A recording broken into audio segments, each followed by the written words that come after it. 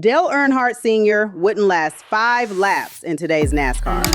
And before you click away, hear me out. Look, I get it.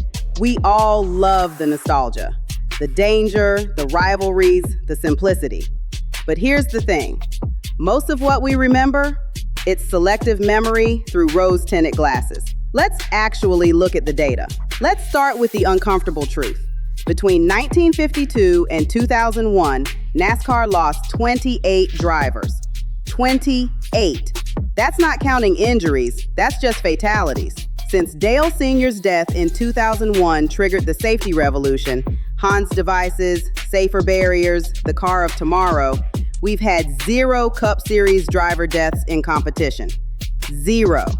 In 24 years. Ryan Newman's 2020 Daytona crash, his car literally caught fire at 200 miles per hour. He walked out of the hospital 2 days later. In the good old days, that's a closed casket funeral. Okay, but the racing was better, right? More rivalries, more competition? Actually, no. Richard Petty won 200 races. Incredible, legendary. But here's context. He won 27 races in 1967 alone. Know how many races there were that year? 48. And in a lot of those, only 15 to 20 cars were actually competitive. Today, the average margin of victory in the 2024 season was 0.481 seconds. Half a second. The 2024 season had 19 different race winners. The next-gen car has created the most parity in NASCAR history. Every team has the same equipment, so it's actually just driver skill now. But don't just take my word for it. Listen to the guys who were actually there. Cale Yarborough once said the 1979 Daytona fight was just how we settled things back then. Sounds tough, right? Cool story. Dale Earnhardt Jr., someone who lost his father to this sport. He's been crystal clear. The safety advancements we have today would have saved my dad's life. I'll take being called soft over planning funerals. Jeff Gordon said the competition today is deeper than it's ever been because the cars are equal.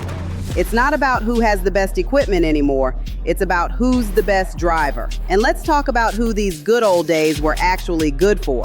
From 1949 to 2000, there was exactly 1 black driver in Cup Series history, Wendell Scott.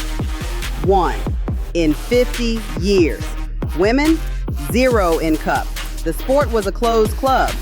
Today, Bubba Wallace is winning races. Daniel Suarez brings Mexican representation. Haley Deegan's competing in trucks.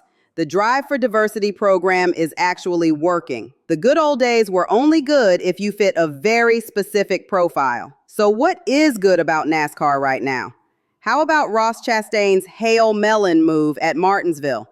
A video game move in real life that went viral across all of sports. The LA Coliseum race brought NASCAR into a football stadium. The Chicago street course put Cup cars in downtown America. You want rivalries? Logano and Hamlin have been throwing hands for years. Larson and Elliott give us consistent wheel-to-wheel battles. And here's what the old days didn't have.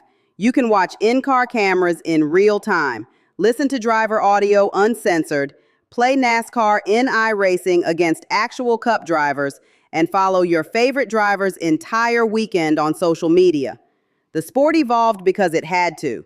Sports that don't adapt die. Just ask boxing. Look, nostalgia is powerful. And yeah, there's something romantic about the outlaw era, the danger, the simplicity. But when you actually examine the data, more drivers are alive. More drivers have a legitimate shot at winning. More people can actually participate in the sport. And the racing is closer than it's ever been. The good old days are right now.